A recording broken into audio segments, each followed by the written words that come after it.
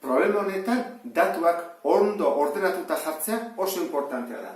Eta hemen daude, datu guztiak, ikusten duzuen bezala asko daude, eta gero bi galdera. Orduan, lehenengo galderarako, hemen daude lau proportzioa jarrita. Ikusten duzuen bezala, ordena oso importantea da, ez galtzeko datu guzti hauekin.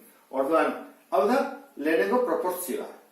Lau errazio egiteko, 200 gramo irin behar baldin badira, 10 izateko isa. Orduan, badakizue, 10 bider 200, zati lau, diagonalean bidertzen delako.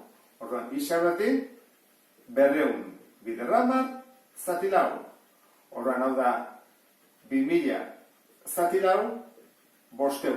Orduan, esango dugu, 500 gramo irina, izango zateke lehenengo elementua, bigarrena, lau errazio egiteko 160 gramo azukre behar badira, behin batko dugu horrela, ezta? Isa berdin, diagonalean bidertu, 160 biderraman, zati lau.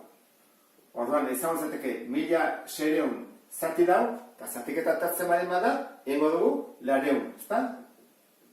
Orduan, 200 gramo azukrea. Guazen urrengora. Hemen arrautza kopuruak dira.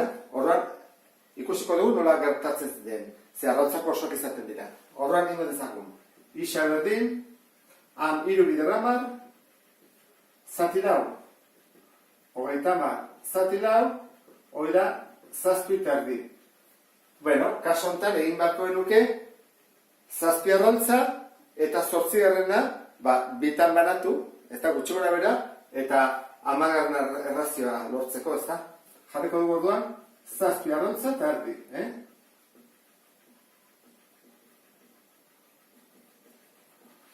Eta azkenean mililitroak dira, orduan esnea 1 mililitro behar ditugu lau errazioentzat. Orduan, 10-entzat, berdin, diagonalean bidertzen da, 1000 zati lau, eta hori izango da 250. Orduan, 250 mililitro esnea. Hau lortuta, guazen bigarren altzat. Bigarrenak esaten dugu, 12 arrautzekin zenbat errazio egin daitezke. Noski, proportzioa mantendu beharko dituzke. Hau da, irin gehiago beharko dugu, azukrea ere bai eta esnea ere bai. Orduan, hemen jarri dizuet proportzioa. Lau errazio lortzeko 3 arrautza behar baldin baditugu, 12 baldin baditugu, isa. Orduan, diagonalean bidertzen da. Kaso honetan, erantara. Inbarko nuke, lau bider 12, zati 3. Ea zenbat hartzen da. Bueno, hau izango zenke, 58 zati 3, 16.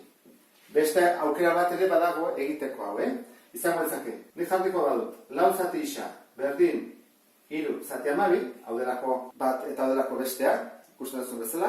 Orduan, nola egingo genuke, hau da, bider lau, orduan, hau ere bider lau, 16, zen biderketa zatik eta egin gabe, gogoratzen zera, ez da, proportzioan mantentzen dela. Orduan, hori, baldin bada, B erantzuna izango zateke, 16 errazioa. Guazen urrengo problemarekin, oraingoan datu gutxiago ditugu. Batetik, 3 dozenaren prezioa zenbaden, 3,50 euro.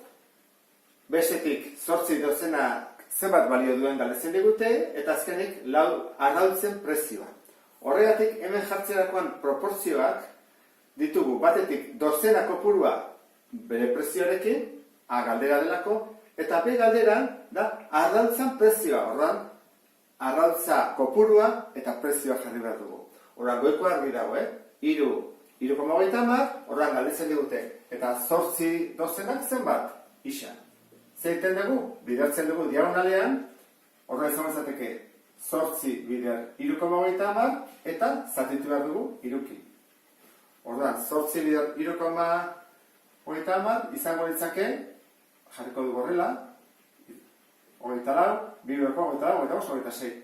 26,4 zatiru, horra egiten dut zatiru, horra izango zateke 8 emase 24, 2, koma jartzen dut, jeisten dut lau, eta horra izango da, berriro 8na, 0. Orduan, izango zateke 8,8.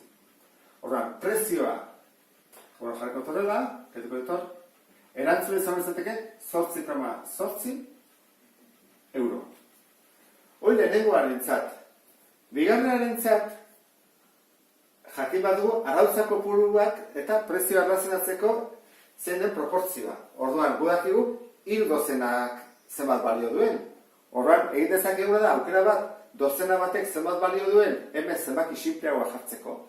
Orduan, gu jakinko bagenu batek zenbat balio duen, bueno, egin barko entzateke, bat, 3,3, zati 3, atatzen da, 1,1 balio dula dozena bakoitzak. Horra jarriko genuke, 12 arrautzak 1,10 euro. Hoi da, proportzioa. Beste bat, ez badugu hori egin, egin bako nuke, 3 dozenan zenbat arrautza sartzen dira? 36. Horrein bako nuke, 36 arrautzak balio dutela 3,30. Orduan, egin bako genuke, hemen kasotan, 4 arrautzekin zenbat den, isa, eta hemen baita ere, 4kin, isa. Ezakitzen gara bide zuten, hau edo bekoa. Nik ingo dut bekoa, pentsatzen dudalako, gehiengoak ez zatela konturatu, hau egin zitekela, eta zenbaki erresagoa diala. Horran, zenbaki altuagoekin egingo dut. Ibarrut, 4 bider 3,3, horran, 3,3 bider 4, ikusten zen, komakrikin ez da jarri behar biderketan, ez da behar. 4 bider 12, 12 eta bat 13. Eta, nola, goia hemen koma bat dagoen, hemen ere bat jarri behar dut. Eta hori egin badut, nire kasuan zati 36. Egin balen bazute horrela, egin barrezentena da zati 12. Horra jarriko zati 36, eta zer gertatzen da, ez zaitela sartzen. Orduan, eskatu bat dut, 0, orduan bai, koma mugitzen da bat, eta egin dezakegu zatiketan.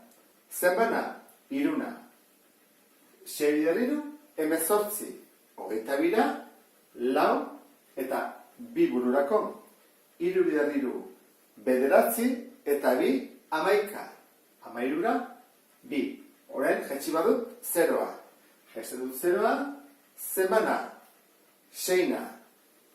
Hora jarriko dut hemen 6, 6 bider 6, 26. Berrogeira, 4. 4 bururako, 6 bider 3, 18.